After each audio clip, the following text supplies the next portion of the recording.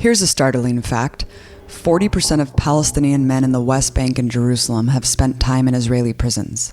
And what every elected US official touts as the only democracy in the Middle East, somehow its justice system criminalizes a vast swath of the population. But what types of crimes are being committed that warrants such an incarceration rate?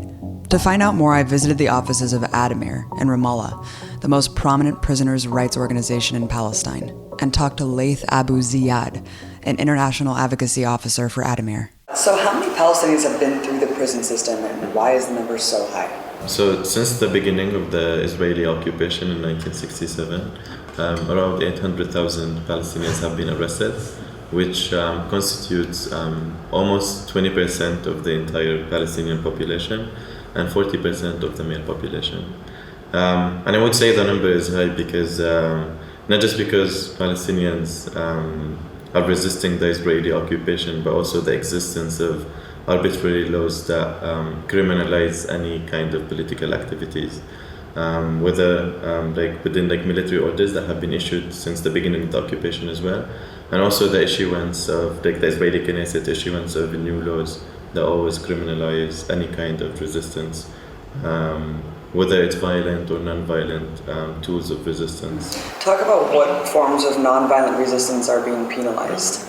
For example, even BDS or taking any activity that supports boycotting Israel, and also even sometimes writing things on Facebook, which has been a recent precedent as well, which is considered as an incitement accusation by the Israeli authorities. So even writing something on Facebook or taking part in a demonstration that's not violent can be considered a criminal activity as well. So people in America might be shocked to learn that you can't write things on Facebook and that you could get arrested. I mean, how common is this? How many people have been arrested for that? According to our documentation unit, almost since the beginning of the current uprising, since October 2015, more than 300 Palestinians have been arrested for posting things on social media. And also, it depends, the sentencing depends on the likes and shares they get, which is ridiculous. So if you write something on Facebook and you only had one share and one like, then your sentence might be lower than a person that had 100 likes and probably 50 shares on his Facebook post. So these are the criteria that whether the military court in the West Bank or sometimes even Israeli civil courts rely on when they sentence somebody based on what they call incitement. Most commonly, people are arrested for sharing or liking images of their friends and loved ones who are killed by Israeli forces. In one case, the person accused of incitement had only shared a photo of his own brother that had been killed by the Israeli army. Or it's something even more innocuous, like what happened to Jern Kada, a 19-year-old university student who was kidnapped by Israeli soldiers in the middle of the night and interrogated about a poem she posted on Facebook. The quote from the poem she posted was, "If I leave suddenly, keep me in your prayers." According to Kada, officials kept asking, "Why did you post it? Do you want to die?" She was placed in administrative detention for 3 months without charges or trial. What about protesting here and belonging to political parties in the West Bank? So for the West Bank, there's the military law system, which constitutes around 2,400 military orders. And according to Military Order 101, taking part in any political activity is considered an illegal activity. So even raising a flag or handing a leaflet or even taking part in a demonstration is considered an illegal activity. There is no right to protest on the West Bank. All political parties are considered illegal. This is because Palestinians in the West Bank are actually under Israeli military law. All of their political and legal rights are dictated by an occupying army. The occupation has been in place since the Israeli invasion in 1967. And since this offensive to conquer all of Palestine, the Israeli military regime has used extreme violence, as well as their dictatorial legal system to punish any Palestinians who stand up for their rights. Palestinians in the West Bank lived for 20 years under military rule before the first major rebellion. Life under occupation was defined by regular violence and poverty. tensions mounted especially in the 80s, as illegal colonial settlements expanded. The settler population in the West Bank went from 35,000 in 1984 to 64,000 just 4 years later. Things came to a head in 1987. After several killings by soldiers and settlers, people everywhere broke out into mass protest in what became known as the First Intifada. From Gaza to Jerusalem to the West Bank and even surrounding refugee camps in neighboring countries took part in mass, united actions. They were the largest demonstrations in Palestinian history, including a general strike, which lasted for 4 straight years. Israel responded with unspeakable repression. It deployed around 80,000 combat soldiers to crush the uprising of more than 500,000 Palestinians across the territories. By 1989, 12,000 Palestinians had been rounded up into Israeli jails. In just the first 2 years, the targeting of minors was so high that nearly 30,000 children required medical treatment from beatings and bullets. The violence against children was officiated by one of the most cruel state policies ever employed. Israeli Army Chief Yitzhak Rabin, who later became the Prime Minister, announced an iron fist policy of breaking the bones of Palestinians at protests. This was implemented by the army on a massive scale. Countless videos of soldiers intentionally breaking the arms and legs of Palestinian youth shined a spotlight on the true face of occupation. But Palestinians stood strong against these brutal tactics, forcing the Oslo peace process in 1991. But it was bogus. While claiming it was to bring about a sovereign Palestinian state, Israel continued to conquer more of the land. Between 1993 and 2001, the number of Israeli settlers in the West Bank increased from 150,000 to 370,000. The so-called peace process collapsed. In 2000, another mass protest was crushed. 7 Palestinians were killed and over 300 wounded. So began the Second Intifada. The movement, met with incessant state violence when totally peaceful, developed into an armed struggle. The most vicious attack came in April 2002, where the Israeli military demolished the Jenin refugee camp in the West Bank, killing 52 Palestinians, many left beneath the rubble for weeks. The Israeli government deployed a sweeping policy of targeted assassinations and jailing of political leaders. They also began construction of the apartheid wall, which scars the entire landscape today. It was declared illegal by the International Court of Justice in 2004. Since then, the military regime has continued to pile on more and more military orders, which they call laws, to punish Palestinians for any and all acts of resistance. One of the most symbolic acts of resistance is throwing stones at armored tanks and soldiers, a living picture of the David and Goliath legend. But such inconvenient symbolism is unacceptable for the Israeli occupation. Thousands of Palestinians are arrested every month, the majority of them for throwing rocks. The majority of those arrested for this offense are children. For many years, youth were generally held for several months to up to 2 years for throwing stones. But over the past few years, Israel has increased the penalty to draconian heights. Now, Palestinians face a minimum of 3 years, 10 years for simply throwing a stone at a vehicle, and up to 20 years if they're charged with intent to harm with the stone. When the stricter punishment passed, Israeli Justice Minister Ayelet Shaked boasted, "Tolerance towards terrorists ends today. A stone thrower is a terrorist, and only a fitting punishment can serve as a deterrent and just punishment." Then in 2015, an amendment was added that collectively punished the families of those prosecuted in Jerusalem.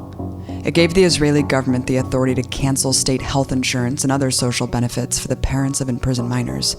While many stone throwers go to prison, others suffer more serious repercussions.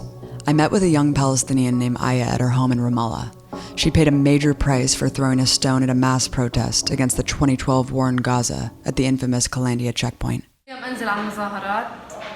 I was participating every day in demonstrations to express my feelings because the Gaza war left an impact on me, especially after I saw images of dead children. One was dead in his mom's belly, and the graphic scenes on TV, and it was scary and I couldn't stay at home. So I started to protest with them every day. On that day I was on the front line with the protesters because I was excited.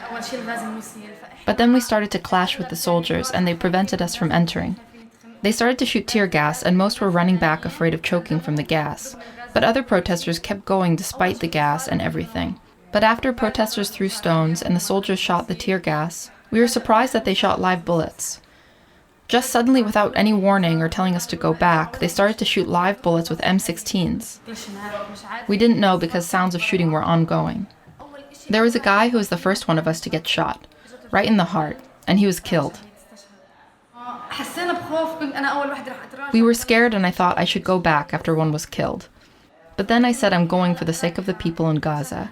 I continued protesting. It began at 9:30 p.m. till 11:30 p.m. I had a slingshot and I was trying to use it to throw a stone. So I took it and I was standing on my knees to throw the stone at them when they shot me here. They shot me with a live round and I couldn't do anything. I thought I died. At the same time, I saw all my friends running while the soldiers were shooting everyone. I was shocked that my friend, who wasn't doing anything except holding up a Palestinian flag, was shot with a bullet that went through both her legs. And now she's paralyzed. She's lost her legs. After all of that, the number of injuries was almost 360. 200 of them were shot by a live bullet, and the rest were injured by gas, rubber bullets, and one was killed.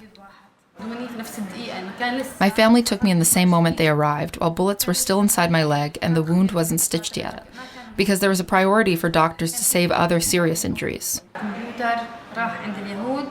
So my family, without the knowledge of the doctors, took me out of the hospital without letting anyone know. Because they don't want my name to be entered in the computer at the hospital, because then my name would be registered, and that means it will go to the Israelis. And they will put a mark on me as if I'm charged of something and can arrest me. Seriously, if that happened again, I wouldn't feel scared to go down to protest on the checkpoint, even if I was shot. Aya is one of hundreds of Palestinians shot in the pelvic region. And not by mistake. Israel has shifted in recent years to a policy known as shoot to cripple. Doctors and activists have marked a sudden increase in bullet wounds to the pelvic region, targeting knees and genitalia.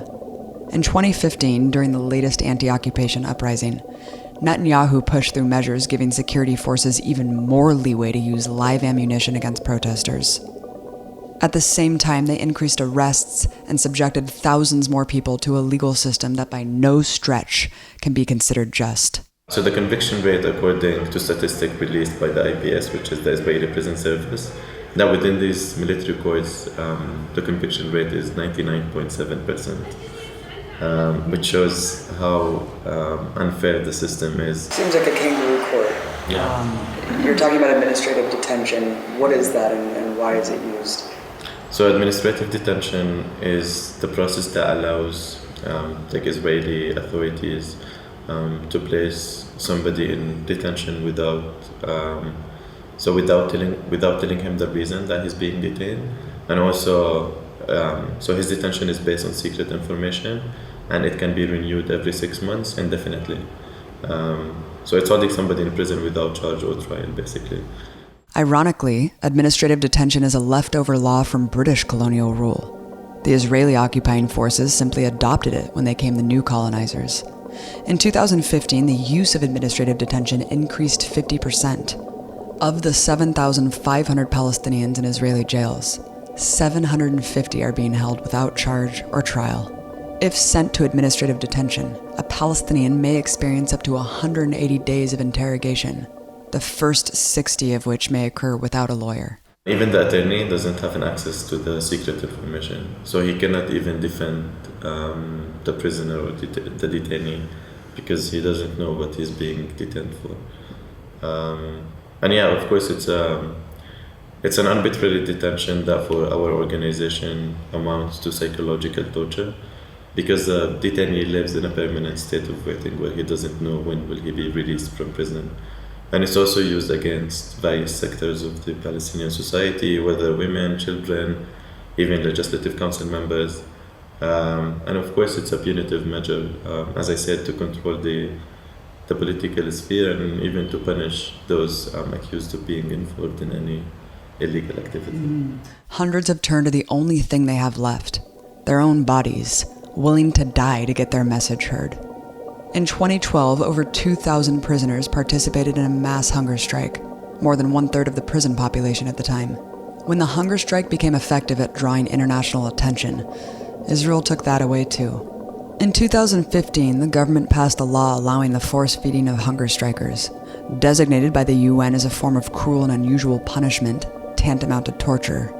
Gilad Erdan, Israel's public security minister, said of the law, "Security prisoners are interested in turning a hunger strike into a new type of suicide terrorist attack, which they will threaten the state of Israel. We will not allow anyone to threaten us, and we will not allow prisoners to die in our prisons." The story of a recent hunger striker, Bilal Qaid, illustrates how cruel administrative detention really is. So the case of Bilal Qaid was sentenced to 14 years and a half in prison, and then on the day of his scheduled release on the 13th of June 2016, he was given a 6 months administrative detention order. So on the same day he embarked on hunger strike as a result of that arbitrary decision taken by the military commander, of course. It's so cruel because you bring someone to the edge of knowing that they're going to get released and then you just pile on another sentence. I mean, I just can't think of anything more cruel than that. Other than this, maybe.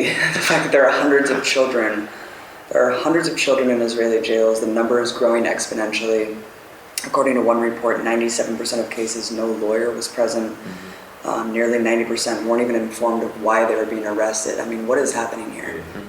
The attack against children isn't something recent as well, but there has been an increase in the number of child detainees since also the uprising in October 2015.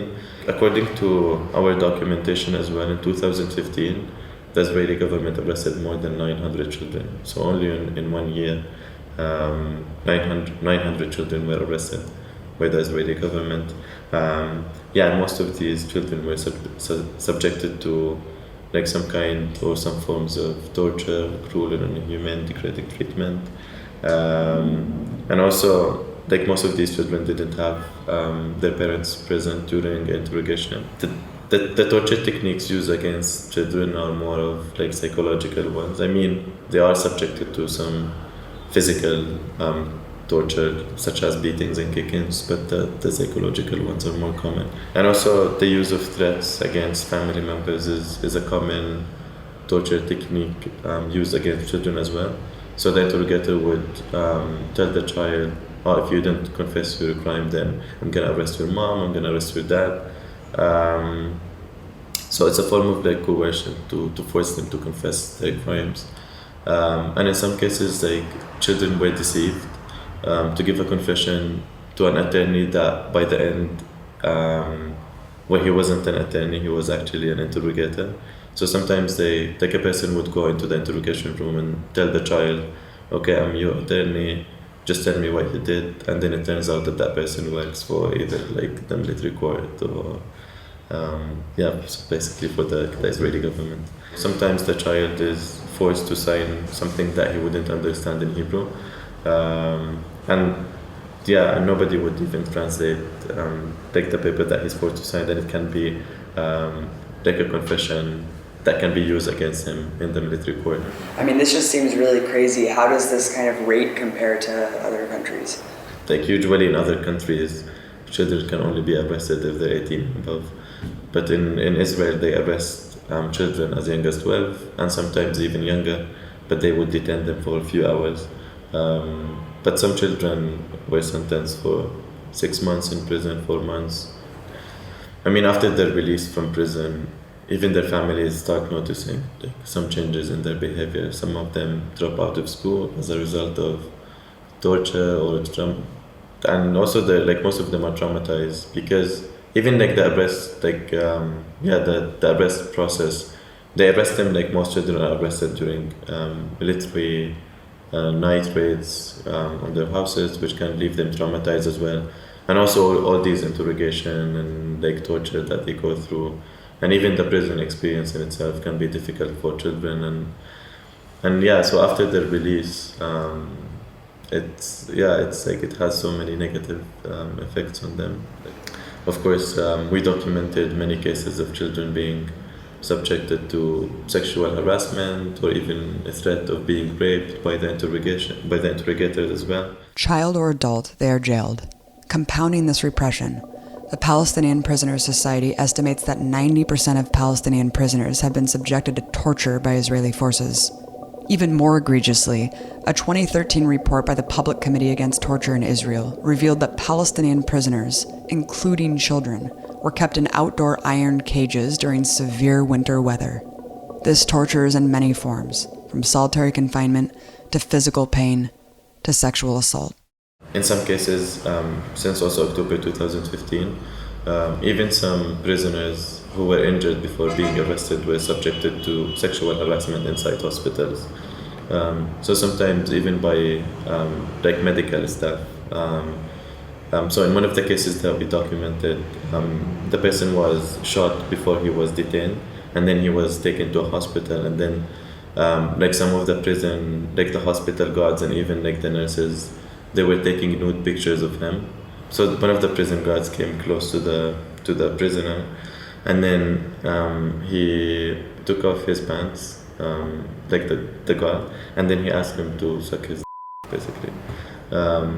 And that was a sexual harassment against a man, and they use it against men as well to sort of destroy this heroic image, how the society perceives these prisoners as heroes. They want to destroy this image by saying, I can easily sexually harass you.